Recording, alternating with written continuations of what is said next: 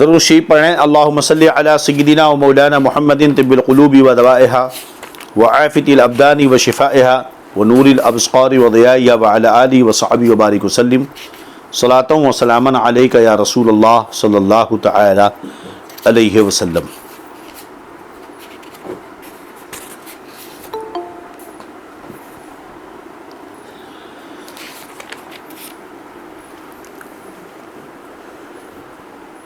کل کے درس بہار شریعت میں جو عقائد بیان ہم نے آپ کے سامنے کیا، جس کی وضاحت بھی کی، انبیاء کرام علیہم السلام کے تعلق سے ایک مومن کو کیا عقیدہ رکھنا چاہیے، اور اس پر گفتگو ہو چکی۔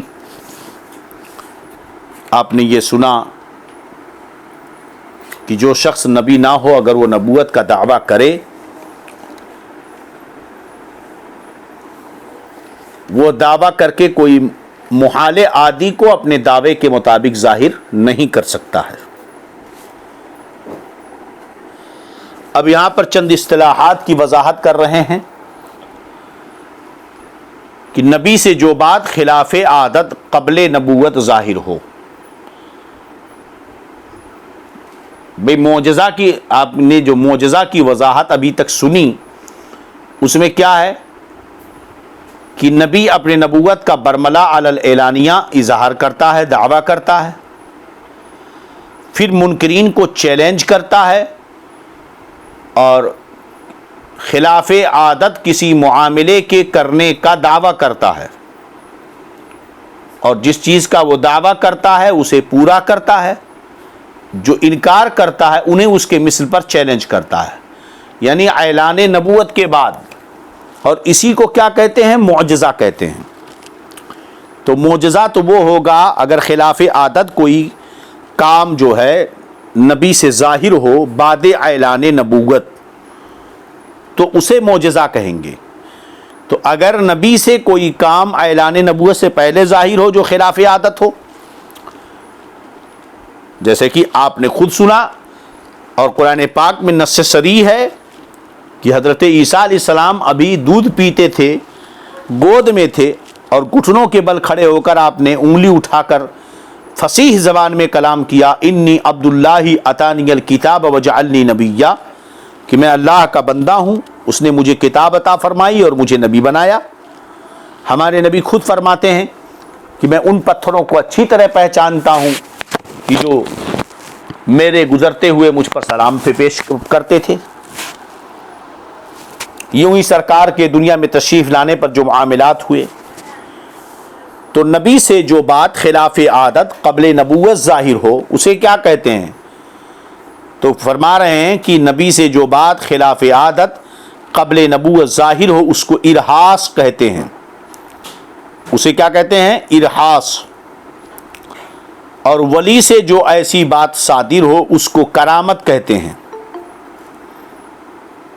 اور ولی سے جو بات ثابت ہو اس کو کیا کہتے ہیں؟ کرامت کہتے ہیں۔ اور عام مومنین سے جو صادر ہو، ظاہر ہو، اسے معونت کہتے ہیں، یعنی اللہ کی طرف سے مدد ہو گئی اس کی اتفاقیہ۔ اور بے باک فجار، یعنی ناجائز و حرام کاموں میں مبتلا، یا کفار سے جو ان کے موافق ظاہر ہو، یعنی بے باک گنہگار فاسق و فاجر یا کوئی کافر کسی کام کا دعویٰ کرے جو خلاف عادت ہو بظاہر، اور اس کے دعوے کے مطابق ہو جائے، تو اس کو استدراج کہتے ہیں۔ اس کو کیا کہتے ہیں؟ استدراج کہتے ہیں۔ اور اگر اس کے دعوے کے خلاف ظاہر ہو تو اسے اہانت کہتے ہیں۔ چنانچہ شرح عقائد، عقیدے کی مشہور کتاب شرح عقائد، اس کی شرح نبراس میں ہے کہ خارق عادت جو چیزیں ہوتی ہیں ان کی 7 قسمیں ہیں۔ نمبر 1 معجزہ جو انبیاء سے ظاہر ہو، دوسری کرامت جو اولیاء سے ظاہر ہو، تیسری معونت جو عام مومنوں سے ہو جو فاسق نہ ہوں اور ولی بھی نہ ہوں، اور چوتھا ارہاس ہے جو نبی سے ثابت ہو بعثت سے پہلے، اعلان نبوت سے پہلے، جیسے پتھروں کا سرکار کو سلام کرنا. اور پانچواں استدراج، یہ کافر اور فاسق مجاہر کے لیے ہے اگر اس کے مقصد کے مطابق ہو. اب استدراج یعنی اگر کافر کوئی کام کر دے تعجب خیز، یعنی کافر دعویٰ کرے میں ایسا کام کر دوں گا اور وہ کام تعجب خیز ہو، اور جو دعویٰ کرے اسے کر بھی دکھائے، تو اسے کیا کہتے ہیں؟ استدراج. استدراج اسے کیوں کہتے ہیں؟ اس لیے کہ وہ بالتدریج اسے جہنم کی طرف، ظاہر سی بات ہے فاسق و فاجر ہے، گنہگار ہے، اور جو چاہے وہ کر بیٹھے تو اس کی جرات اور ہمت بڑھے گی اور گناہوں پر جری و عادی ہوگا، اور اس سے وہ جہنم کی طرف بتدریج آگے بڑھے گا. اور چھٹویں چیز اہانت ہے کافر اور فاسق کے لیے اگر ان کے مقصد کے خلاف وہ ظاہر ہو. اور ساتویں چیز ہے جادو. جو شریر قسم کے لوگ خاص مخصوص عمل کرتے ہیں شیطانوں کی مدد سے. چلیے اگلا عقیدہ، انبیاء علیہ السلام اپنی قبروں میں اسی طرح بحیات حقیقی زندہ ہیں جیسے دنیا میں تھے، کھاتے پیتے ہیں، جہاں چاہیں آتے جاتے ہیں.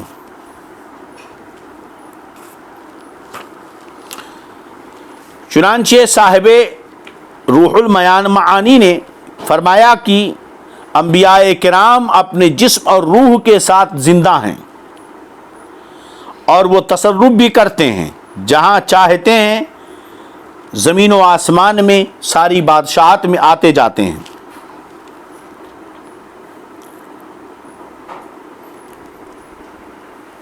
چلیے، تو انبیاء کرام اپنی قبروں میں اسی طرح بحیات حقیقی زندہ ہیں.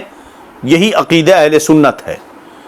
جیسے دنیا میں تھے، کھاتے پیتے ہیں، جہاں چاہیں آتے جاتے ہیں.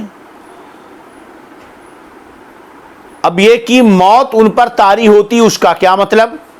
کہتے ہیں تصدیق وعدہ الہی کے لیے ایک آن کو ان پر موت طاری ہوئی. تصدیق وعدہ الہی کو ایک آن کے لیے ان پر موت طاری ہوئی. اشارہ ہے قرآن مقدس کی اس آیت کی طرف، کل نفس ذائقۃ الموت، کہ ہر نفس کو موت کا مزہ چکھنا ہے. تو چونکہ یہ رب کا وعدہ ہے کہ ہر جان کو موت کا مزہ چکھنا ہے، تو اللہ کے اس وعدے کی تصدیق کے لیے، سچے ہونے کے لیے ایک آن کے لیے ان پر موت طاری ہوتی ہے. پھر وہ بدستور زندہ ہو گئے. ان کی حیات شہداء سے بہت ارفع بعالی ہے. ان کی حیات شہداء کی حیات سے بہت ارفع بعالی ہے. یاد رہے کہ شہداء کی جو زندگی ہے وہ معنوی اور روحانی ہے، اور انبیاء کرام کی جو زندگی ہے وہ حیات حقیقی جسمانی ہے. چنانچہ تقریباً آج سے 200 سال قبل، بلکہ اور اس سے پہلے، حضرت شیخ محقق علی الاطلاق سیدنا محدث شیخ عبدالحق محدث دہلوی رضی اللہ تعالی عنہ خود تحریر فرماتے ہیں کہ کثرت اختلاف کی در علماء امت است، کہ بہت سارے مسائل میں علماء امت کے درمیان بے شمار اختلافات پائے جاتے ہیں اور کثرت مذاہب پائے جاتے ہیں، مگر دری مسئلہ ہیچ کسرا خلاف نیست. لیکن اس مسئلے میں کسی شخص کا کوئی اختلاف نہیں ہے.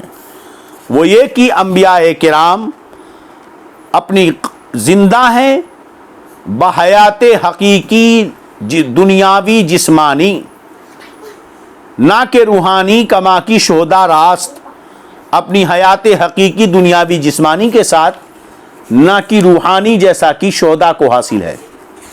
تو انبیاء کی زندگی شہداء کی زندگی سے بڑی ارفع و اعلیٰ ہے. یہی وجہ ہے کہ شہید کا ترکہ تقسیم ہوگا، ان کی بیوی بعد عدت نکاح کر سکتی ہے، مگر انبیاء کرام کے جو حصے میں زمین و جائیداد ہوتی ہے وہ صدقہ ہوتی ہے، ان کے وارثوں میں بٹتی نہیں، ان کی بیویوں کو حصہ نہیں ملے گا. ہمارے نبی فرماتے ہیں لا نورث ما ترکناہ صدقۃ، ہم کسی کو اپنی زمین و جائیداد کا وارث نہیں بناتے جو ہم نے چھوڑا ہے وہ صدقہ ہے. اسی لیے باغ فدق جو ہمارے نبی کی ملکیت میں تھا، جس سے سرکار سارے کام کرتے تھے، اہل خانہ کے اخراجات اور غریبوں، مسکینوں، فقیروں، بیواؤں کی مدد کرتے تھے، آپ کے بعد وہ صدقہ ہی رہا اور امور مسلمین پر خرچ ہوتا رہا. اور یہی وجہ ہے کہ ہمارے نبی کے دنیا سے تشریف لے جانے کے بعد ہمارے نبی کی ازواج میں سے کسی سے بھی کسی کا نکاح کرنا جائز نہ رہا. یہ دلیل ہے کہ انبیاء اپنی قبروں میں زندہ ہوتے ہیں، اور وہ زندگی روحانی نہیں، قبر والی اخروی زندگی نہیں، بلکہ وہ دنیاوی زندگی، حقیقی جسمانی زندگی ہوا کرتی ہے. چلیے، مطلب یہ کہ خود انبیاء کرام کو بھی دائمی موت نہیں، وہ زندہ اور باقی ہیں. ان کو موت صرف اتنی ہے کہ ایک بار ایک آن کے لیے موت کا ذائقہ چکھتے ہیں، پھر ان کی پاکیزہ ارواحوں کو ان کے روحوں جسموں میں لوٹا دیا جاتا ہے. اب رہا یہ کہ ان کی زندگی کا شعور نہ ہونے کی وجہ سے ہم اسے مردہ کہیں تو یہ بہت غلط بات ہے. جب ہم شہداء کی زندگی، جو امتی ہوتے ہیں، ان کی زندگی کو ہم سمجھ نہیں سکتے تو انبیاء کی زندگی کو کوئی کیا سمجھ سکتا ہے؟ مسئلہ تو یہی ہے کہ اگر ہم سمجھ سکتے تو کچھ بتاتے. جب تم سمجھ نہیں سکتے ہو تو کیسے کہتے ہو کہ وہ مردہ ہو گئے؟ جبکہ قرآن مردہ کہنے اور مردہ سوچنے سے شہداء کو منع کر دیا، شہداء کے بارے میں، کہ انہیں مردہ سوچنا اور کہنا دونوں منع ہے. جبکہ ایک عام امتی شہید کہلایا ہو سکتا ہے، تو عام امتی اگر شہید ہو جائے راہ حق میں تو اسے مردہ نہ کہا جائے، اسے مردہ نہ گمان کیا جائے. یہ قرآن کا اعلان ہے. تو جس کا کلمہ پڑھ کر وہ مرتبہ شہادت پا رہا ہے، اس نبی کی شان کیا بلند ہوگی، کتنی بلند ہوگی. اب نہیں سمجھ میں آتا تو وجہ یہی ہے کہ اللہ تعالیٰ نے تمہاری عقلوں کو اس لائق بنایا ہی نہیں کہ انہیں سمجھ سکو. قرآن پاک میں اللہ نے دونوں پر پابندی لگائی. وَلَا تَقُولُوا لِمَنْ يُقْتَلُ فِي سَبِيلِ اللَّهِ أَمْوَاتٌ بَلْ أَحْيَاءٌ وَلَكِنْ لَا تَشْعُرُونَ. اللہ کے راستے میں جو شہید کیے جاتے ہیں انہیں مردہ مت کہو، وہ زندہ ہیں، تمہیں ان کی زندگی کا شعور نہیں ہے. فرمایا وَلَا تَحْسَبَنَّ الَّذِينَ قُتِلُوا فِي سَبِيلِ اللَّهِ أَمْوَاتًا. وہاں تو منع کیا، مت کہو. یہاں فرما رہا ہے گمان بھی مت کرو کہ جو اللہ کے راستے میں قتل کیے جاتے ہیں مردہ، بلکہ زندہ ہیں، اپنے رب کی بارگاہ میں انہیں رزق دیا جاتا ہے. تو اس طرح بہت سی روایتیں موجود ہیں.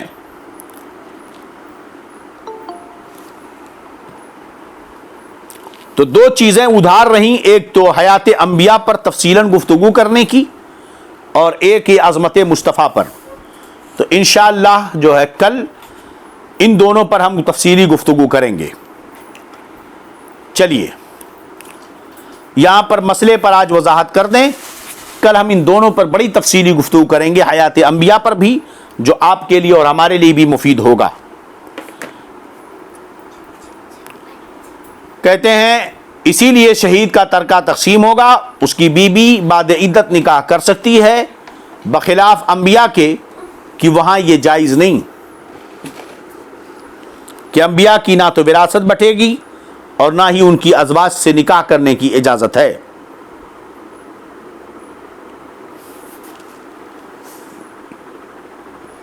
یہاں تک کہتے ہیں جو عقائد بیان ہوئے ان میں تمام انبیاء علیہم السلام شریک ہیں. اب بعض وہ امور جو نبی کریم صلی اللہ تعالی علیہ وسلم کے خصائص میں سے ہیں بیان کیے جاتے ہیں.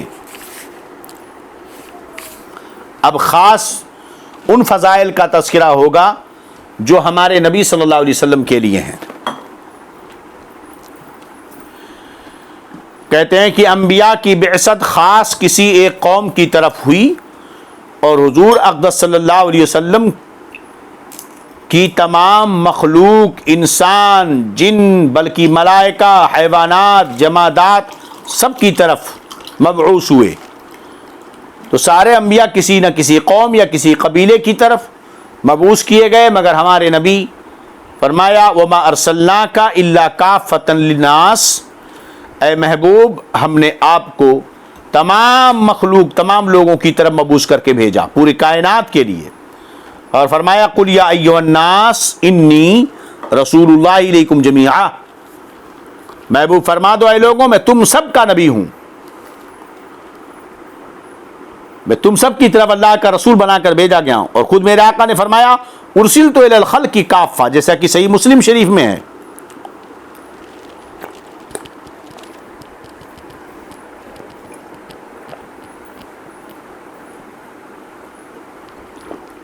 اور آپ جانتے ہیں کہ خلق ما سوی اللہ کو کہتے ہیں، تو سارے سب کے نبی ہمارے نبی صلی اللہ تعالی علیہ وسلم ہیں۔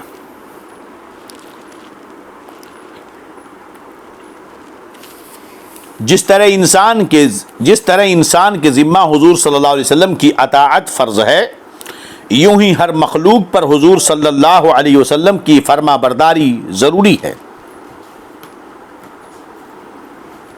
سب کے اوپر لازم ہے کہ سرکار کی فرما برداری کریں اور ان کے حکم کی سرے منہ بھی ان کے حکم سے منہ نہ موڑیں۔ چنانچہ خصائص القبریٰ میں امام ابو نعیم سے منقول ہے کہ سرکار کی خصوصیات میں سے یہ ہے کہ ان کی اطاعت پورے دنیا میں مطلقاً فرض ہے، اس میں کوئی شرط اور کوئی استثناء نہیں۔ جو یہ حکم دیا گیا ما آتاکم الرسول فخذوہ وما نہاکم عنہ فانتہوا، رسول جو دیں اسے لے لو، جس سے روکیں اس سے رک جاؤ، تو یہ حکم مطلقاً ہے، سب کے لیے ہے، اس لیے آپ کی اطاعت سب کے ذمہ لازم ہے۔ آپ پتھروں کو حکم دیں تو کلمہ پڑھیں، جانوروں کو حکم دیں تو حاضر ہوں، درختوں کو حکم دیں تو بارگاہ میں آ کر سلام عرض کریں، سب پر لازم ہے آپ کے حکم کی اطاعت کرنا۔ حضور اقدس صلی اللہ علیہ وسلم ملائکہ و انس و جن، حور و غلمہ، حیوانات، جمادات، غرض تمام عالم کے لیے رحمت ہیں اور مسلمانوں پر تو نہایت ہی مہربان ہیں۔ آیت تو آپ اچھی طرح جانتے ہیں، وما ارسلناک الا رحمۃ للعالمین، اے محبوب ہم نے آپ کو سارے عالم کے لیے رحمت بنا کر کے بھیجا ہے۔ چلیے، ساری کائنات کے لیے سرکار رحمت ہیں۔ اب اگلا عقیدہ، حضور خاتم النبیین ہیں، اور خاتم النبیین کا عقیدہ یہ ضروریات دین میں سے ہے، اس کا منکر کافر ہے، کیونکہ اس کا ثبوت نص قطعی سے ما کان محمد ابا احد من رجالکم ولکن رسول اللہ و خاتم النبیین، محمد تم میں سے کسی مردوں میں سے کسی کے باپ نہیں ہیں، لیکن وہ اللہ کے رسول اور آخری نبی ہیں۔ تو سرکار خاتم النبیین ہیں، اور خاتم النبیین کا معنی آخری نبی، یعنی آپ کے بعد کوئی نبی نہیں ہو سکتا۔ چنانچہ حدیث پاک میں خود سرکار نے فرمایا انا خاتم النبیین لا نبی عبادی، میں آخری نبی ہوں، میرے بعد کوئی نبی نہیں ہوگا۔ ان الرسالۃ والنبوۃ قد انقطعت فلا رسول بعدی ولا نبی، کہ رسالت و نبوت منقطع ہو چکی، اب میرے بعد کوئی نبی نہیں ہوگا۔ مطلب یہ کہ اللہ عز و جل نے سلسلہ نبوت حضور صلی اللہ علیہ وسلم پر ختم کر دیا، کہ حضور صلی اللہ علیہ وسلم کے زمانے میں یا بعد کوئی نیا نبی نہیں ہو سکتا، نہ سرکار کے زمانے میں ہو سکتا ہے اور نہ سرکار کے بعد کوئی نیا نبی ہو سکتا ہے۔ جو حضور صلی اللہ علیہ وسلم کے زمانے میں یا حضور صلی اللہ علیہ وسلم کے بعد کسی کو نبوت ملنا مانے یا جائز جانے، وہ کافر ہے۔ کیا ہے؟ وہ کافر ہے۔ لہذا اس کے اس مسئلے میں انکار نہیں کیا جا سکتا کہ یہ ضروریات دین میں سے ہے، اور تواتر سے بھی ثابت ہے۔ تو قیامت تک اب کوئی دوسرا نبی نہیں ہوگا، اور جو اس میں ذرا سا بھی شک کرے کہ ان کے بعد ان کے زمانے میں کوئی نبی ہو سکتا ہے یا ہوگا یا موجود ہے کہیں پر بھی یا ہو سکتا ہے، تو وہ کافر ہے۔ چنانچہ مجدد اسلام سیدی اعلیٰ حضرت رضی اللہ تعالی عنہ فرماتے ہیں کہ محمد رسول اللہ صلی اللہ علیہ وسلم کو خاتم النبیین ماننا، ان کے زمانے میں خواہ ان کے بعد کسی نبی جدید کی بعثت کو یقیناً قطعاً محال و باطل جاننا، یہ فرض اجل و جزء ایقان ہے۔ ولیکن رسول اللہ و خاتم النبیین نص قطعی قرآن ہے، اس کا منکر نہ منکر بلکہ شک کرنے والا، نہ شاک کی ادنا ضعیف احتمال خفیف سے توہم خلاف رکھنے والا، قطعاً اجماعاً کافر ملعون مخلد فی النار ہے۔ نہ ایسا کہ وہ کافر ہو بلکہ جو اس کے اس عقیدہ ملعونہ پر مطلع ہو کر اسے کافر نہ جانے وہ بھی کافر ہونے میں کافر ہونے میں شک و تردد کو راہ دے وہ بھی کافر ہیں۔ الکفر جلی الکفرانی۔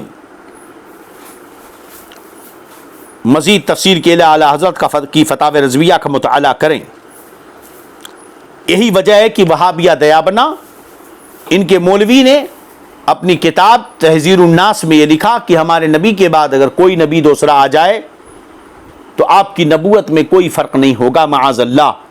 اور یہ کہ خاتم النبیین کا معنی آخری نبی ماننا یہ عوام الناس کا خیال ہے۔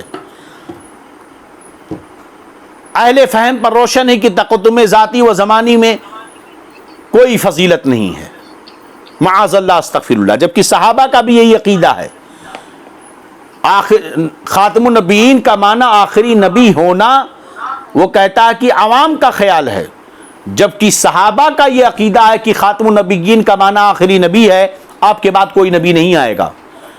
تو تبلیغی مولوی کا یہ عقیدہ ایک کفر نہیں رکھتا اپنے ساتھ، کفریات کا وہ مجموعہ ہے کہ اس نے بیک وقت قرآن نے عقیدہ دیا کہ آپ آخری نبی ہیں اور اس نے کہا کہ آخری نبی ہونا یہ جاہلوں کا خیال ہے۔ ہمارے نبی نے کہا میں آخری نبی ہوں، میرے بعد کوئی نبی نہیں ہوگا۔ اس نے کہا کہ خاتم النبیین کے معنی آخری نبی ماننا یہ جاہلوں کا خیال ہے۔ صحابہ نے مانا کہ آپ خاتم النبیین یعنی آخری نبی ہیں، محدثین نے مانا اور وہ کہتا کہ یہ خیال جاہلوں کا ہے معاذ اللہ استغفر اللہ۔ تو اس کا یہ خیال کفریات کا مجموعہ ہے، اسی لیے وہ کافر، اور ایسا کافر جو اس کے کفر میں شک کرے وہ بھی کافر ہے۔ اسی وجہ سے وہابیہ دیابنا پر حکم کفر اور ارتداد ہے کہ وہ اس کو اپنا مولوی، رہبر، پیشوا، قاسم الولول و خیرات نہ جانے کیا کیا کہتے ہیں، دارالعلوم دیوبند کا بانی کہتے ہیں، اس کے علم کے قصیدے پڑھتے ہیں، اسے مجدد کہتے ہیں، حالانکہ وہ کفر کر چکا۔ اگر ہمارے نبی کے بعد کوئی نبوت کا دعویٰ کرے تو ایسے شخص کی سزا قتل ہے۔ اگر یہ ضروریات دین سے نہ ہوتا تو مسیلمہ کذاب نے جو ہمارے نبی صلی اللہ علیہ وسلم کے دنیا سے ظاہری پردہ فرمانے ہی اس نے جو نبوت کا دعویٰ کر دیا، حضرت ابو بکر صدیق اس کے خلاف جہاد نہ کرتے، اسے قتل نہ کرواتے، جہنم میں نہ بھجواتے، اس کے خلاف فوج کشی نہ کرتے، سینکڑوں لوگوں کی جانیں نہ جاتی وہاں۔ حضرت ابو بکر صدیق نے مسیلمہ کذاب کے خلاف خالد ابن ولید کو لشکر دے کر کے بھیجا کہ جاؤ اور مسیلمہ کذاب کا سر کاٹو۔ گویا کہ صحابہ کا بھی یہ عقیدہ تھا کہ خاتم النبیین کا معنی آخری نبی ہے، اگر ہمارے نبی کے بعد کوئی شخص نبوت کا دعویٰ کرے تو اس کی سزا قتل ہے۔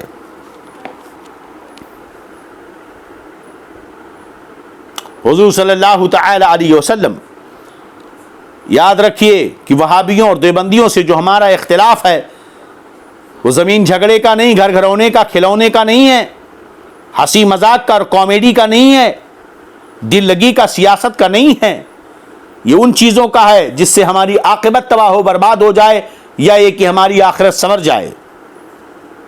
ایمان و عقیدے کا اختلاف ہے، یہ کوئی معمولی بات نہیں۔ آج بھی ان کی کتابوں میں لکھا ہے، چھپ رہا ہے، جب ان سے پوچھو تو ہیلے بہانے کرتے ہیں، غلط غلط تعویلیں کرتے ہیں۔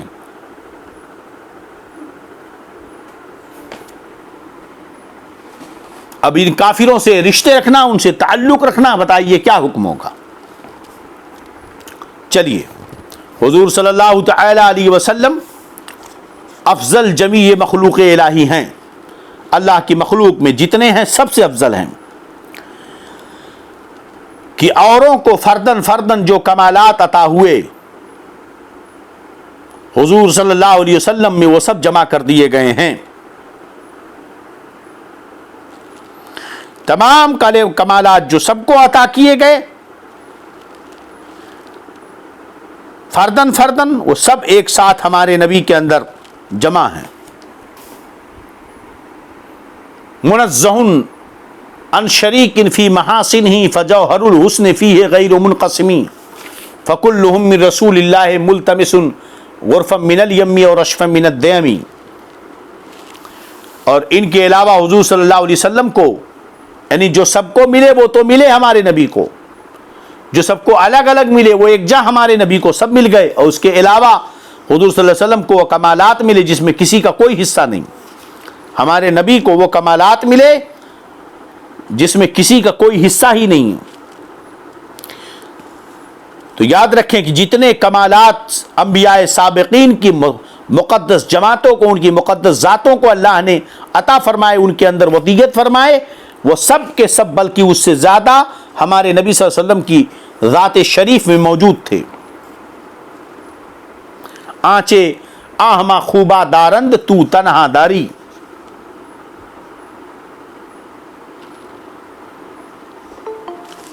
اس تعلق سے بے شمار حدیثیں موجود ہیں.